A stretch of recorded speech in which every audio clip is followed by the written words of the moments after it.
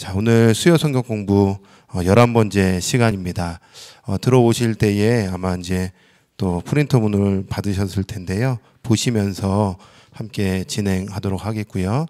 오늘은 한 10분 정도 좀 일찍 끝날 예정이기 때문에 전체 프린터물보다도 늘 했던 방식대로 요한계시록 17장 또 18장 중심으로 성경 한 구절 한 구절을 잠깐 보면서 어떤 내용이고 어떤 흐름으로 우리가 요한계시록 흐름을 잡아야 되는지 함께 보면 좋을 것 같습니다. 오늘 이제 11과의 제목은 음녀와 바벨론을 향한 심판이라는 주제인데요. 오늘의 포인트는 1장 요한계시록 1장 1절에서 18장 24절까지 전체 흐름 앞페이지 1페이지를 한번 보시고요. 그리고 이제 17장, 18장 이 두 장을 같이 한번 공부해 보도록 하겠습니다. 먼저 1페이지를 보시면 전체 흐름을 다시 한번 잘 우리가 정리하는 게 굉장히 중요하고요. 생각보다 요한계시록을 이런 어려운 이 상징적인 의미를 풀어내기만 하면 이 흐름이 결코 어려운 것이 아니구나 이렇게 이제 이해할 수 있겠고, 또 뿐만 아니라 우리가 요한계시록을 좀 읽다 보면 이게 이제 성경 전체와 굉장히 많이 맞물려서 하나님은 요한계시록에만 종말에 대한 어떤 성격의 예언의 말씀을 주신 것이 아니라 이게 창세기에 소돔과도 연결될 수 있을 것이고 가나안 정복이랑도 연결된다는 걸 알 수 있을 것이고, 또 북이스라엘 남유다가 멸망하면서 바벨론에 끌려갔을 때 그런 상황들과 연결돼서 하나님 지속적이고 계속적으로 말씀하신다는 것을 요한계시록 공부하면 알 수 있습니다. 역사는 반복됩니다. 그래서 이미 구약의 반복 역사를 통해서 신약에도 드러나고 또 종말에도 드러나기 때문에 반복적인 역사를 우리가 깨어서 잘 흐름을 파악하면 우리가 지금 이런 상황들 속에서 어떻게 신앙생활을 해야 되고 지금 우리가 어떤 자세로 깨어 있어야 되는 거구나, 이런 것들을 참 잘 분별할 수 있겠죠. 그래서 요한계시록도 그런 관점에서 이해하시면 좋은데요. 전체 흐름은 다시 한번 좀 정리해 보면 우리가 이제 1장에 큰 핍박과 환난 중에 있는 요한, 그 시대의 교회의 성도들에게 예수님께서 계시해 주시고 2장과 3장을 통하여서 7교회, 즉 이 전 지구적 교회들에게 말씀해 주시죠. 그리고 이기는 자에 대해서 말씀하시고 이기는 자에게 약속해 주시며 그것은 곧 구원입니다. 그리고 천상의 기쁨입니다. 그래서 4장과 5장에 하늘 보좌 천상의 예배의 그림을 쫙 보여주죠. 우리가 가야 할 영원한 소망되는 그곳, 그것을 다 펼쳐 보이신 이후에, 그런데 이 땅의 이 지상에는 반드시 하나님의 공의적 심판이 임하게 된다는 것입니다. 마지막 때에 보면은 7잇 환상, 7 나팔 환상, 7 대접 환상을 통하여서 하나님께서 심판에 대한 이야기들을 쭉 펼쳐 가시죠. 그런데 우리가 좀 주목할 것은 7 나팔과 7 대접 사이, 즉 12장부터 14장까지는 이 악한 세력이 하늘 전쟁에서 실패하고 패배하고 이 지상에서 이 땅의 교회들을 계속적으로 공격하는 장면들, 이 영적 어떤 판도, 영적 전쟁에 대한 부분들을 딱 그림 그려준 이후에 지금 이 땅에 우리가 살고 있는 이 세상은 단순히 보여주는 경제적으로 부유하다, 부유하지 않다 이 정도 차원이 아니라 살만하다, 살만하지 않다, 복지가 좋다, 안 좋다, 그런 측면이 아니라 어떤 나라든 간에 우리가 살고 있는 이 세상은 공중 권세 잡은 자와 이 교회와의 영적 전쟁을 하는 곳이라는 것을 반드시 이해하는 게 굉장히 중요하고, 그런 관점에서 오늘 17장 제가 전체 1절부터 쭉 설명드린 이후에 저는 이 17장을 이렇게 해석합니다라고 조금 적용점으로 한번 소개를 해드리고 싶어요. 그래서 우리 성도님들도 한번 잘 생각해 보시면 좋을 것 같아요. 성경에서 크게 벗어나지는 않을 겁니다. 그리고 제가 딴소리 하지는 않을 겁니다. 그러나 우리가 한번 이런 눈으로 좀 바라봐야 된다는 것을 이미 성도님들이 다 보고 계시지만 한 번 더 언급해 드리는 걸로 설명해 드리고요. 7 대접 환상을 통하여서 이제 점점 하나님의 그 심판의 강도를 세게 말씀하시면서 이제 이 마지막 때를 이제 보여주고 계시는 장면들이겠죠. 자, 3페이지를 잠깐 한번 보시면 계속 보고 있는 장면인데요. 프린터물에 재앙의 일곱 삼중 패턴이 있죠. 그래서 일곱인, 일곱 나팔, 일곱 대접 부분이고요. 오늘은 밑에 빨간 박스 17장, 18장 부분인데요. 이렇게 정리되어 있어요. 그런 후, 그러니까 일곱 대접 후에 일곱 번째 대접에서 바벨론의 연속성을, 그리고 바벨론의 침몰을 공을 들여서 우리 하나님께서 묘사하면서 구체적으로 이야기해주고 있다, 이렇게 생각하시면 됩니다. 다시 한번 설명드리면요, 일곱 대접 우리가 이제 첫 번째부터 일곱까지 쭉 봤잖아요, 그죠? 근데 여섯 번째, 다시 이제 집에 가서 보시면 좋은데, 여섯 번째 대접에 유프라테스 강의 동방의 왕들을 모아서 아마겟돈 전쟁에 대한 부분이 잠깐 기록돼요. 무기또의 산이라고 하는데, 무기또가 어디냐 이런 거 중요하게 여기지 마시고 하여튼 영적 전쟁이 펼쳐진다. 그리고 그 이후에 또 한 가지 이야기 나온 게 바벨론, 큰 성 바벨론에 대한 부분으로 일곱 번째 대접 환상을 통해서 이야기를 언급을 해요. 그러면 이제 18장, 19장, 17장, 18장, 19장, 20장 네 장에 걸쳐서 하나님은 악의 세력에 대한 심판 메시지로 굉장히 구체적으로 말씀하실 거예요. 다시요. 일곱 대접 환상 끝나고 나면 17장, 오늘이죠. 18장, 19장, 20장에 걸쳐서 악의 세력에 대한 심판을 아주 구체적으로 설명해 주고 있는데, 그럼 그 악의 세력이 뭐냐? 첫 번째, 사탄이죠.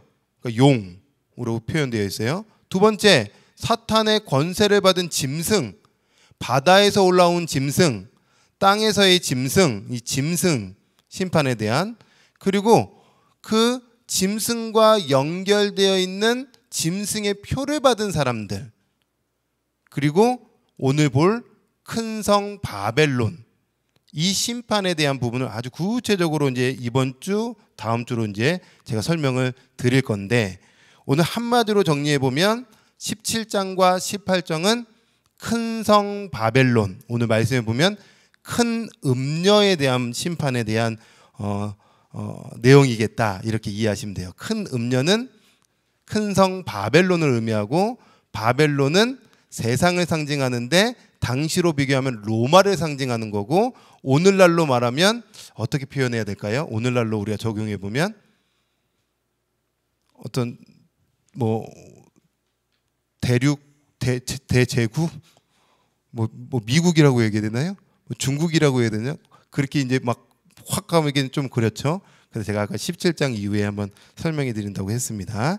자, 이런 그림을 가지고 제가 다 설명드리기는 어려우니까요, 꼭 집에서 한번 오늘 공부하신 이후에 한번 쭉 천천히 읽어보시면, 아, 이런 내용이겠구나, 이렇게 이해가 되실 것 같아요. 저는 오늘 17장, 18장 한 절 한 절 잠깐 같이 한번 공부해 보도록 하겠고요. 맨 뒷페이지에 성경이 펼쳐져 있습니다. 자, 1절부터 한번 보시면, 또 일곱 대접을 가진 일곱 천사 중 하나가 와서, 일곱 대접 심판에서 가지고 왔던 그 천사 중에 하나구나, 그러니까 16장과 이어지는구나 라는 것을 알 수 있겠죠. 내게 말하여, 그러니까 요한에게 말하여 이르되 이리로 오라. 왜요? 많은 물 위에 앉은 큰 음녀가 받을 심판을 요한에게 보여주시겠대요. 그러니까 지금 요한에게 지금 보여주고 싶은 건 뭐냐면 큰 음녀 심판입니다. 그러면 그 심판은 어떤 내용이냐? 18장 20절에서 24절 오늘 마지막 부분에 이제 기록되어 있습니다. 그 심판은 얘네 망할 거야, 이렇게 그런 거예요. 얘네 망할 거야. 내가 반드시 심판할 거야. 내가 반드시 얘네들 끝장낼 거야, 이런 거예요. 한마디로 말하면. 그 구체적으로 한번 보겠죠. 근데 이제 질문이 생겨요. 어떤 질문이냐면 첫 번째는 1절에서 많은 물 위에 앉았다는 건 뭘까? 두 번째, 큰 음녀는 뭘까?입니다. 큰 음녀는 큰 성 바벨론, 나중에 쭉 이어서 나오는데 큰 성 바벨론을 의미하고요. 잠깐 저를 보시면 구약에서 세상을 상징하는 곳이 바벨론입니다. 그죠?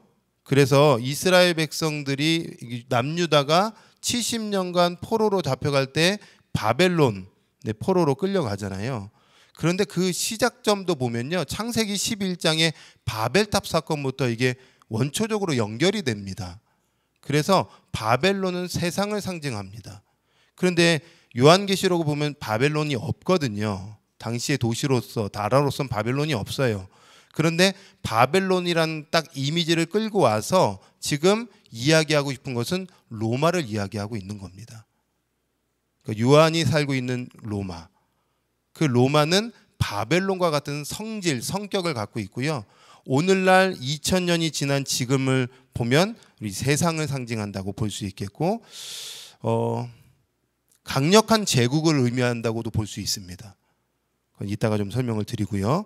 그런데 많은 물 위에 앉아 있다는 건 과연 무슨 의미일까요? 많은 물? 이게 15절에 이미 다 나와 있어요. 그래서 15절로 한번 넘어가서 보시면 이렇게 나와 있습니다. 15절을 제가 읽어볼게요. 17장. 또 천사가 내게 말하되 내가 본 바 음녀가 앉아있는 물은 뭘까요? 백성과 무리와 열국과 방언들이라 라고 소개하고 있습니다. 그러니까 많은 물은요, 결국에는 온 세상의 나라들이라고도 표현할 수 있겠고, 범세계적인 표현일 수도 있겠고, 그 다음에 세속화된 세상을 의미할 수 있는 겁니다. 네. 그러니까 그 나라들 위에 지금 로마가 있는 거예요. 그러니까 2000년 전으로 한번 이미지를 돌아가 보시면 로마 주변에 얼마나 많은 나라들이 있었겠어요. 그죠? 로마의 속국들이 얼마나 많이 있겠습니까? 그 나라들 위에 지금 음녀가 있는 겁니다. 큰 음녀가 있는 겁니다.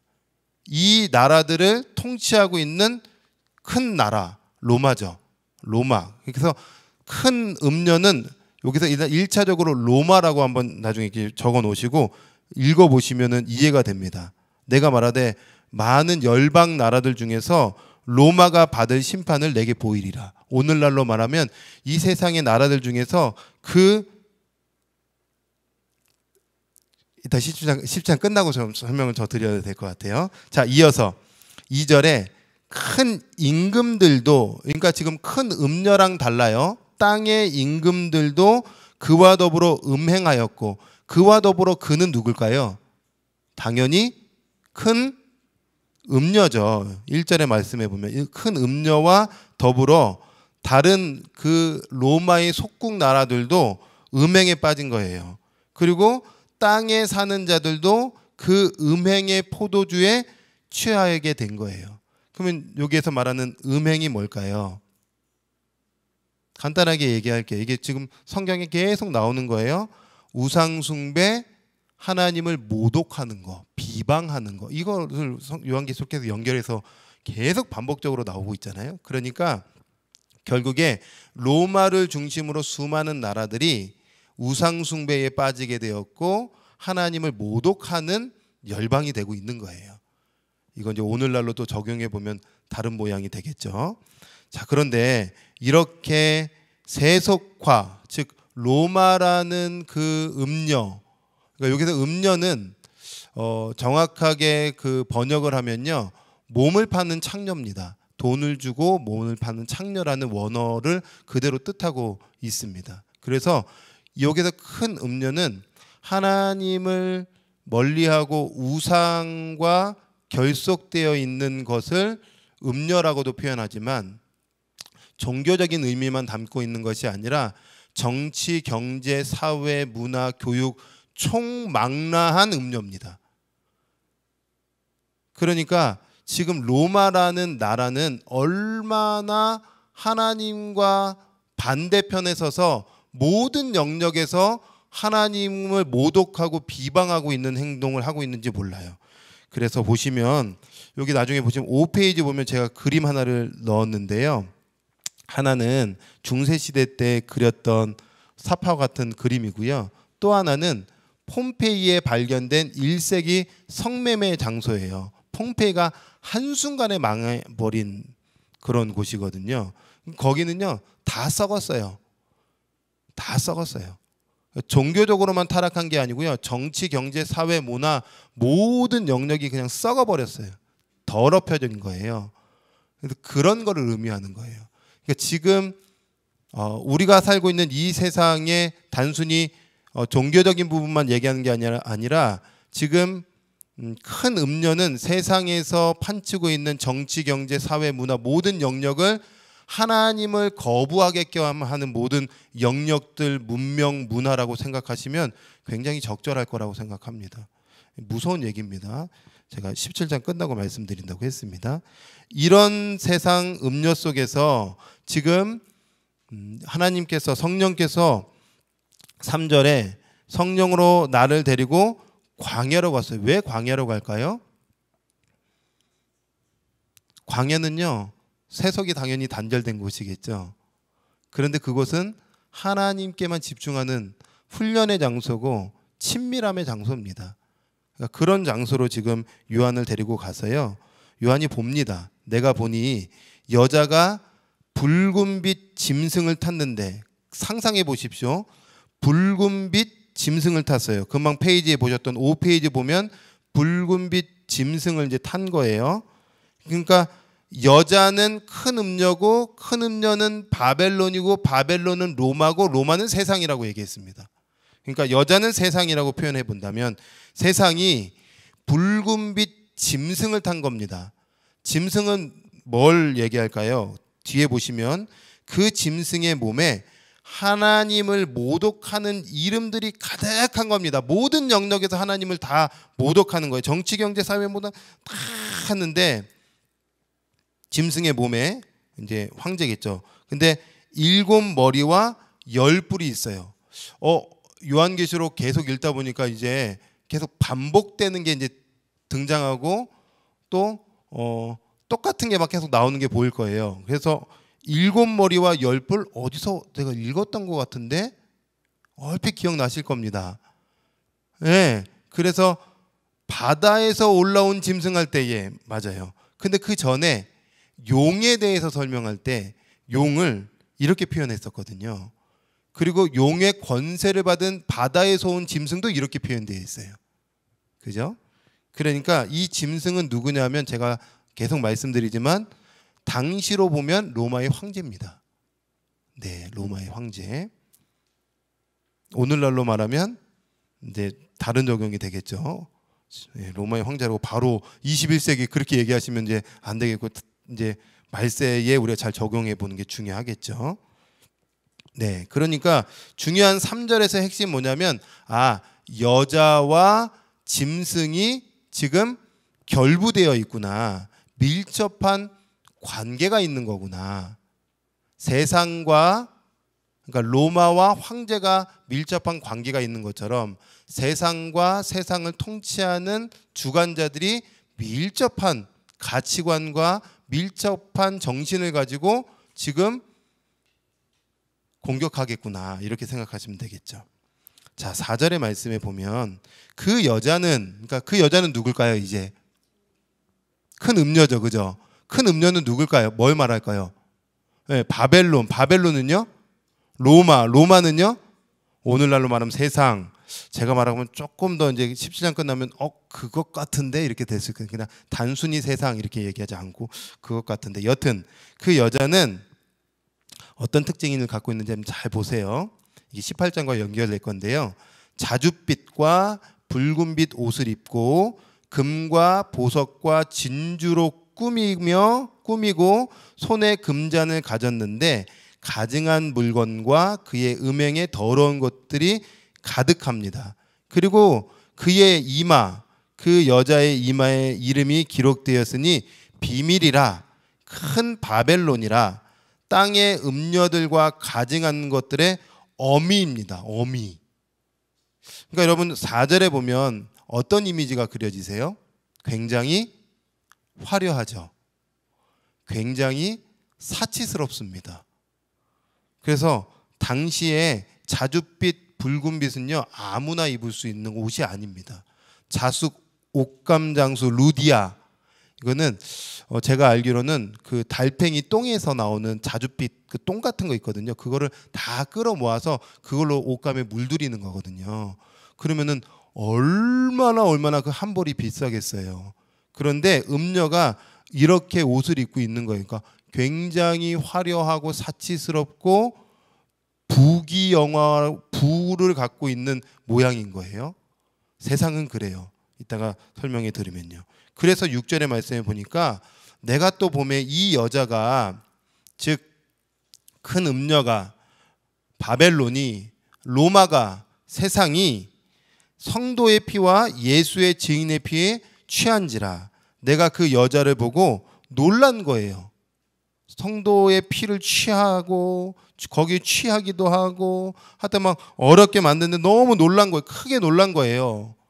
그때의 천사가 왜 놀라니? 이렇게 왜 놀라고 있니? 이렇게 물어보죠. 놀라죠. 그러니까 내가 여자와 그가 탄 7머리와 10뿔 가진 짐승의 비밀을 내가 이제 알려줄게. 지금 천사가 이제 놀라지 마. 내가 비밀을 알려줄게. 지금 얘기를 해줄 거예요. 여러분도 이 비밀을 들으셔야 되는데, 자, 이 여자는 계속 말하지만 큰 음녀, 바벨론, 로마, 세상이고요. 여기서 이제 짐승은 당시 로마의 황제를 상징하죠. 그러니까 어쩌면 세상의 통치자를 상징한다고 볼 수 있는 거예요. 7머리를 가지고 있고 10뿔. 그러니까 10뿔은 완전함을 뜻하기도 합니다. 그래서 통상적으로 뿔은 권위를 상징해요. 권위. 그러니까 7머리와 권위를 가진 어떤 황제, 계속 이어지는 황제들이나 통치자들에 대해서 이야기해 준다고 말하고 있는 거죠. 뭘 이야기할까요? 8절의 말씀에 보니까 내가 본 짐승은, 그 황제는, 오늘 뭐 세상 통치자는 전에 있다가 지금은 없으나 장차 무적행으로부터 올라와 멸망으로 들어갈 자라고 소개합니다. 이거 우리 하나님 소개할 때 거의 비슷해요. 어제도 계셨고 지금도 계시고 앞으로도 계시고, 마치 막 되게 유사한 것 같은데 정확하게는 틀립니다. 전에는 있는데요, 지금은 없어요. 앞으로가 나타날 거예요. 예.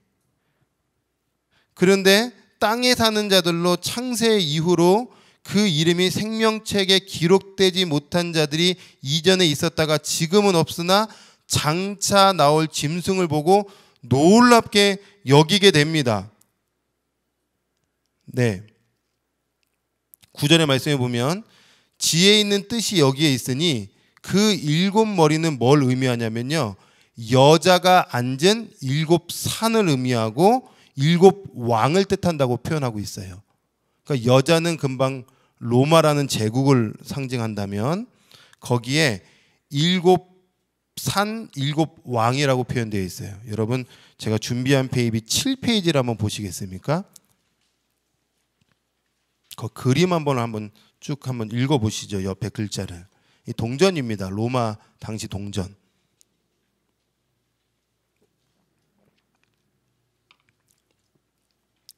거기 보면은 AD 71세기에 제작된 동전인데요.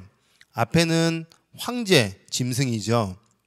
뒷면에는 여자가 지금 7산 위에 앉아 있는 그림입니다. 이게 지금 아마 우리는 막 이렇게 지금 해석을 하고 있어서 막 풀어내고 있지만 이 말씀을 들은 사람들은 대번에 알아봤을 거예요. 알아챘을 거예요. 너무 쉽게 알아들었을 거예요.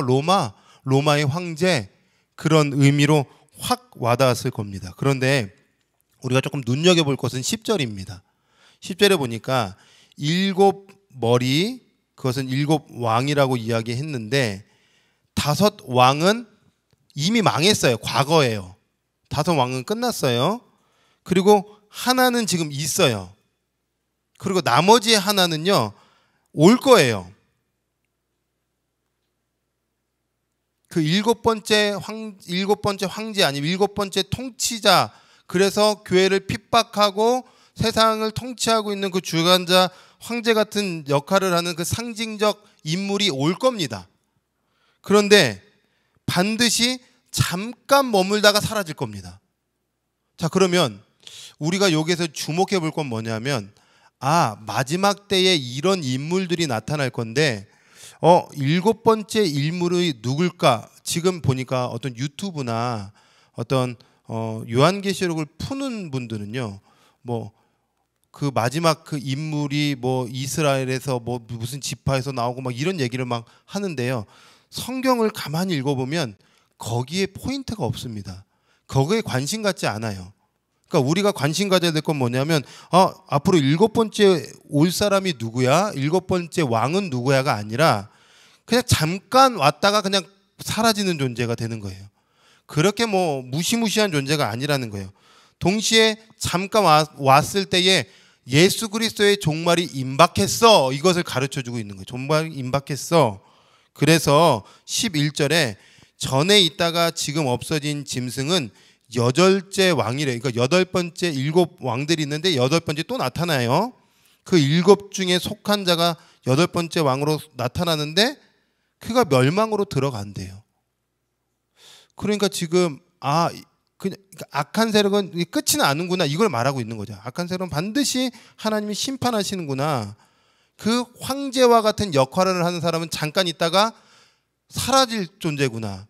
그런데 누구와 연합을 하냐면은 12절과 연합합니다. 12절에 보면 내가 보던 열불은 아까 권세를 갖고 있는 존재들인데 열왕이라고 표현해 있어요. 10명의 왕이라기보다는 그냥 세상의 나라를 통치하는 왕들이라고 해석하는 게 좋습니다. 그럼 이렇게 보시죠. 잠깐 저를 보시면 로마 큰 음료고요, 그 안에 짐승 황제고요, 그 황제에 복속되어 있는 열 왕들, 세상의 왕들, 이렇게 이제 우리가 이해할 수 있을 겁니다. 자, 그래서 12절에 그 왕들이 아직 나라를 얻지 못하였으나 다만 짐승과 더불어 임금처럼 잠깐, 영원히도 아니에요. 그러니까 핍박받고 어려움 당하고 있는 성도들에게 영원히 고통당하지 않을 거야. 그들이 잠깐 기승을 부릴 거야. 한동안 권세를 가지고 막 흔들어 제낄 거야. 그러니까 우리가 끝까지 인내하라고 말하는 거죠. 예. 그런 일들이 있을 거예요. 마지막 때 있을 겁니다. 근데 인내해야 되는 겁니다. 참아내야 되는 것입니다. 그래서 이미 1장부터 첫 서두부터 뭐라고 얘기하냐면요, 1장 9절에 굉장히 중요한 구절이라고 제가 말씀드렸는데 이렇게 말씀하고 있어요. 1장 9절에 나 요한은 너희 형제요 예수의 환난과 나라와 참음에 동참한 자라. 지금 요한이 인내하고 있잖아요. 우리 지금 마지막 때 인내하면서 신앙의 정조를 지키라고 말씀하고 있는 거예요. 지금은 인내해야 될 때입니다. 어떻게 왜 인내해야 되는지 이제 17장 끝나고 말씀을 드릴게요. 계속. 네. 그래서 13절의 말씀에 보니까 이 악한 짐승과 열 왕들, 이들이 한 뜻을 가지고 열 왕이 한 뜻을 가지고 자기의 능력과 권세를 누구에게 주죠? 짐승에게 주는 거예요. 짐승에게 다 몰아주는 거예요. 그 짐승의 세력과 짐승의 힘이 엄청 세지겠죠. 그 세서 뭘 하느냐? 14절 합니다. 14절에 보니까 그들이 그 연합된 악의 세력이요 어린 양과 더불어 싸웁니다. 게임이 될까요? 안 될까요? 당연히 안 되죠. 그래서 어린 양은 만주의 주시오 만왕의 왕이심으로 당연히 이기죠. 뭐 게임이 되겠습니까? 그리고 부르심을 받고 택하심을 받은 진실한 자들도 반드시 이기는 게임입니다. 와, 그러니까 지금 2장과 3장의 7교회에 이기는 이야기 하시면서 너희는 이길 거야, 이렇게 얘기하는 거예요. 예수 믿는 성도들은 반드시 환난의 때에 마지막 때에 승리하게 될 줄 믿습니다. 여러분 이게 적절한 표현인지 모르겠지만 전 싸움을 되게 못해요. 그 얘예요. 저는 진짜 싸움 못한다는 게 아니라 그냥 얘예요. 저는 싸움을 너무 못하는데 옆에 무서운 막 이렇게 막 나쁜 애들이 막 모여요. 근데 여기 그냥 싸움을 이 땅에서 제일 잘하는 애가 있어요. 그럼 저는 얘한테 탁 붙어 있으면 어떻게 되죠? 이기는 거예요. 뭐 무서워할 필요도 없는 거예요. 우리의 이김은 나로부터 오는 게 아니에요. 내가 얼만큼 경건 생활을 높게 했는가, 도덕적 수준이 얼마나 높은가, 내 윤리성이 얼마나 탁월한가. 이거는 우리가 예수 그리스도의 은혜를 입어서 그분과 친밀함을 누리고자 하는 부분이지, 승리는 이러한 것에 있는 게 아니라 이미 승리하신 예수님의 손을 꽉 붙잡고 그분과 동행할 때에 반드시 이김의 기쁨이 우리에게 임하게 될 줄 믿습니다. 우리는 오늘도 누구를 바라봐야 되겠습니까? 예수 그리스도를 바라봐야 되는 거죠. 예수님입니다. 요한계시록은 계속 강조하고 싶은 것이 뭐냐면 예수님입니다. 예수님에 대한 책이에요. 예수님 강조하고 승리 강조하는 겁니다.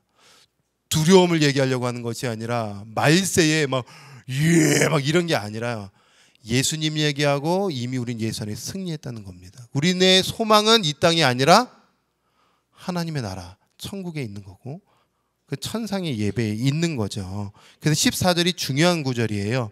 이거 다 뭐 음녀 얘기하고 뭐 짐승 얘기하고 열왕 얘기하고 막 이들이 막 공격할 거고 마지막 때 이런 일이 있을 거지만 다 떠나서요. 14절이 제일 중요해요. 이긴다는 거예요. 근데 15절의 말씀에 보면 또 천사가 내게 말하되 내가 본 바 음녀가 앉아있는 물은 백성과 무리와 열국과 방언들이다. 이거 얘기했죠. 금방 1절과 연결되겠죠.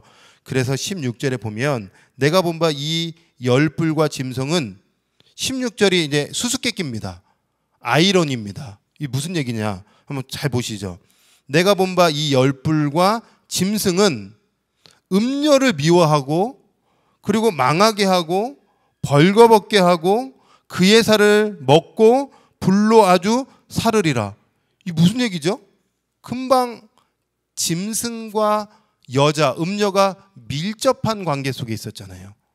근데 지금은 완전히 지금 뭐 배신한 것처럼 오히려 짐승, 열불이 음녀를 미워해요. 그럼 지금 이제 제가 설명드린 대로 한번 상상해 보세요. 열불, 뭐 열왕들, 여러 이제 세상의 왕들, 그 다음에 짐승, 황제, 그것이 지금 로마를 완전히 미워하고 배제하고 그 로마를 무너뜨리고 이런 거예요. 마지막 때에 여러 나라들과 그 다음에 그 통치자 어떤 지도자가 세상의 그런 가치와 그런 것들을 무너뜨리는 거, 미워하는 거예요. 그러니까 한마디로 자멸한다는 거예요. 스스로 무너진다는 거예요. 아니 뭐 하지도 않았는데 스스로 지들끼리 무너져요. 이게 마지막 때예요. 그러니까 여러분 세상은요 지 스스로 무너질 겁니다. 지 스스로 무너집니다. 여튼 제가 18절까지 보고요. 자 17절에 이는 하나님의 자기 뜻대로 할 마음을 그들에게 주사, 그러니까 로마서의 말씀은 상실한 마음 그대로 내버려 두시는 거죠. 한 뜻을 이루게 하시고 그들의 나라를 그 짐승에게 주게 하시되 하나님의 말씀이 응하기까지 성취될 때까지 이런 일들이 일어납니다. 18절에 또 내가 본 그 여자는 즉 큰 음녀는 바벨론은 로마는 세상은 땅의 왕들을 다스리는 큰 성이라고 이야기하고 있어요. 자 17장이 이제 끝났죠. 저는 예전부터 고민하고 하나님 앞에 기도하고 씨름했던 게 뭐냐면 시편을 읽을 때에 다윗이 막 굉장히 분노하면서 왕들에 대해서 막 이야기하고 또 악의 세력에 대해서 막 하나님 앞에 토로하며 기도하고 있거든요. 그게 잘 이해가 안 갔어요. 악의 세력에 대해서 과연 그게 대상이 뭘까? 단순히 자기를 좀 불편하게 하는 존재일까? 뭘까? 그게 늘 고민이었는데 요한계시록 또 공부하면서 여러분 이게 이제 말세에 오늘날 로마라고 딱 우리가 해석할 수는 없잖아요. 이제 마지막 때에 로마와 같은 나라, 로마 황제와 같은 역할을 어떤 하는 세상의 주관자가 분명히 나타나겠죠. 그런데 여러분, 로마와 같은 정치, 경제, 사회, 문화를 하나님의 반대 세력으로 완전히 물들여서 그 세상을, 수많은 사람들을 악의 구렁텅이로 빠뜨리게 하고 또 교회를 어지럽히게 하고 교회의 문화를 박살내려고 하는 게 과연 뭘까? 조심스럽게 저는 이렇게 해석하고 싶어요. 지금 여러분, 지금 우리 이 전 지구적인 이 나라가 어떻게 지금 갈려져 있을까요? 이게 패권 전쟁이라고 하는데요. 공산주의, 사회주의로 물든 나라들과 자본주의로 물든 나라들이 있습니다. 이해가 되세요? 러시아, 뭐 우리가 알고 있는 러시아, 중국, 그 다음에 뭐 그 동남아 지역에 있는 또 아프리카 지역에 있는 이런 나라들은요, 그냥 나라가 아니라 어떤 큰 제국으로 이해할 게 아니라 그 나라의 가치는 공산주의입니다. 사회주의입니다. 네. 그리고요, 그의 반대적인 세력의 나라가 있어요. 미국과 유럽 뭐 중심으로 하고 있는 자본주의 사상으로 물들어 있는 나라들입니다. 여러분, 그러면은 우리는 공산주의가 아니죠. 지금 우리나라는 사회주의가 아니잖아요. 그러면 우리는 선이고 저 공산주의는 악이냐? 그렇지 않죠. 지금 교회만이 대안이고요. 이 세상은 이런 사상과 이런 가치로 물들어 있는데, 자본주의를 한번 잘 생각해 보십시오. 돈에 물들어 있습니다. 돈이 최고입니다. 돈입니다. 이 자본주의가 흘러가는 원리입니다. 돈으로 사람을 평가하고 돈이 그 사람에게 어떤 권위를 주고 힘을 줍니다. 사회주의는요, 사회주의도 돈입니다. 만몬입니다. 이런 주체 사상이나 이런 사상들이요, 이 전 세계를 통치하고 물들이고 있는 거예요. 그러니까 여러분, 지금 이렇게 우리가 가만히 눈을 감고 영적인 눈을 들어서 전 지구적으로 돌아가고 있는 이 세상의 통치를 보면요, 이 결국에 이 두 세력이요, 팽배하게 정치, 경제, 사회, 문화, 교육들을 다 영역에 다 들어가 있어요. 그 영역들이 교회에도 침투해 와가지고 교회도 돈, 세상의 가치, 이런 것들로 얼마나 팽배하게 싸우고 있는지 몰라요. 이단과 싸우는 것도 아니에요. 이단 싸우는 건 저리 가라예요. 우리 아이들이 뭐 이단 그런 거에 물들지 않고요. 우리 아이들이 왜 교회에 안 나옵니까? 미디어에 물들고 다른 인본주의에 물들고 그 다음에 진화론적 교육에 물들고. 여러분, 지금 우리 아이들 교육 잘 생각해 보십시오. 우리 부모님들이 교육 받았을 때와 아이들이 교육 지금 하고 있을 때가 너무 달라졌어요. 살아보니까 그래요. 저는 이제 짧게 살았지만 제가 반에서 1등하고 전교에서 1등 했더니 지금 너무 잘 살고 이 앞에 서가지고 1등만이 최고입니다. 아니요, 저는 뒤에서 놀았고, 뒤에서 놀기도 하고 뭐 가운데서 놀기도 하고 뭐 이랬었어요. 그게 인생을 판가름한 게 아닌데요, 우리 아이들은 그걸로 판결을 내요. 이게 교육에 들어있는 인본주의, 자본주의 물결, 사회주의 물결, 이런 것들이 다 침투해서요 공격하고 있는 거예요. 주일에 예배 왜 안 나올까요? 보통 문제가 아닌 거죠. 애들이 피곤해서요. 피곤을 좀 떠나세요. 얼마나 이러한 악의 세력이 갖고 있는 정치, 경제, 사회, 문화의 모든 영역에 다 침투해가지고요 다방면으로 공격하고 있는 거예요. 이게 로마예요. 이게 로마의 문화예요. 지금 우리가 살고 있는 문화인 거죠. 문화가 바뀌지가 않았어요. 그때 만몬과 지금 만몬 똑같습니다. 그때 소돔과 로마가 똑같고요, 지금 그 로마와 지금이 똑같고요, 지금과 소돔이 똑같은 거예요. 다른 게 하나도 없어요. 지금 우리는 그런 거와 싸우고 있어요. 공산주의 물결, 자본주의 물결, 인본주의, 진화론을 바탕으로 한 교육체제, 진화론으로 바탕해서 업그레이드 된 게 동성애. 지금 어떤 게 막 동성애, 목사님 엄청 동성애 외치는데 그게 별것 아닌 게 아니라 별겁니다. 엄청난 겁니다. 그 동성애가 한번 유럽을 강타했더니요, 지금 막 다 무너지고 있어요. 막 휙휙휙 막 다 쓰러지고 있는 거예요. 우리가 싸울 건 교회 몇 명 안 나온 거 당연히 그 영적 전쟁 해야 되지만 더 큰 영적 전쟁이 있는 거예요. 엄청난 배경이 뒤에 큰 바위 덩어리가 있는데 요만한 돌멩이 보고 싸우는 게 아니라 오직 바위와 싸워야 될 그런 교회에 사명이 있는 거예요. 하나님, 저 어마어마한 동성애의 물결들을 깨트려 주시옵소서. 동성애를 통하여서 나오는 죽음의 문제, 음란의 문제, 뭐 미혹의 문제, 이런 것들이 있는 거예요. 이게 이제 18장에 막 귀신의 영, 이게 다 나오는 거예요. 엄청난 세력들인 거죠. 우리가 이걸 좀 많이 집중해서 연구하고 들여다볼 필요가 있고요. 이것이 교회의 싸움이 돼야 되는 것입니다. 네, 본질을 붙잡아야 되겠죠. 자, 그래서 18장의 말씀에 보면 보시면 18장은요, 이제 이 큰 성 음녀 바벨론의 멸망의 결과와 또 왜 멸망하게 되었는지 18장에 나와 있습니다. 어렵지 않습니다. 자, 1절의 말씀에 보면 이일 후에 다른 천사가 하늘에 내려오는 것을 보니 큰 권세를 가졌는데 그의 영광으로 땅이 환해집니다. 영광으로 환해져요. 그리고 그 천사가 힘있게 외칩니다. 망했다는 거예요. 무너졌도다, 무너졌도다, 큰 성 바벨론이요. 바벨론 끝장났다는 거죠. 그 바벨론은 어떤 곳입니까? 귀신의 처소입니다. 각종 더러운 영이 모이는 곳입니다. 각종 더럽고 가증한 새들이 모이는 소굴과 같은 곳입니다. 그래서 3절에 그 음행의 진노의 포도주로 말미암아 만국이 무너지고요, 땅의 상인들도요 완전히 무너지는 거예요. 그리고 4절의 말씀에 보면 그 심판에 대한 설명이 쭉 나오면서요, 우리에게 말씀하고 있습니다. 그 죄에 참여하지 말아라. 재앙을 받아들이지 말아라. 하나님께서 반드시 5절에 6절에 갚아주시겠다고 말씀하고 계시죠. 이렇게 이 로마라는 세상이 망하는 이유, 멸망하는 이유가 7절에 나옵니다. 그 7절이 뭘까요?